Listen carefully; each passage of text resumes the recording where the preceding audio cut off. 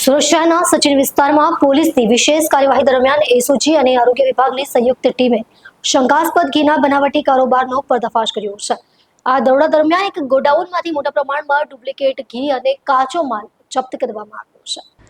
અધિકારીઓ આપેલી માહિતી પ્રમાણે ગોડાઉનમાંથી આશરે 2000 કિલો શંકાસ્પદ ઘી તેમજ 1700 કિલો રો મટીરીયલ મળી આવ્યું છે। કુલ મળીને આ વિશાળ જથ્થો જપ્ત કરવામાં આવ્યો છે।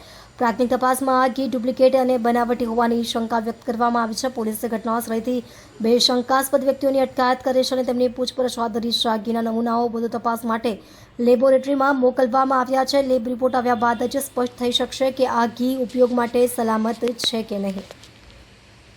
એસઓજીએ એક નકલી ઘીની ફેક્ટરી સચિન જીઆઈડીસી વિસ્તારમાંથી ઝડપેલ છે। 2029 કિલોગ્રામ ઘી, 15 લાખનો મુદ્દામાલ અને ટોટલ મશીનરી સાથે 36 લાખનો મુદ્દામાલ ઝડપેલ છે।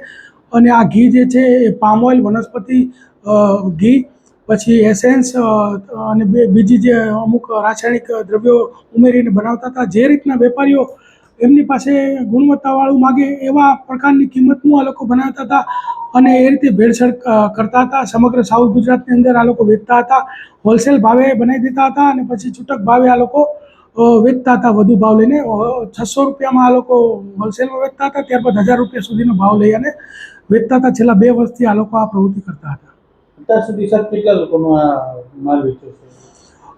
અત્યારે 2 વર્ષમાં લગભગ ઘણા બધા વેપારીઓને માલ વેચ્યો છે। આખા સાઉથ ગુજરાતમાં આ લોકો સપ્લાય કરતા હતા।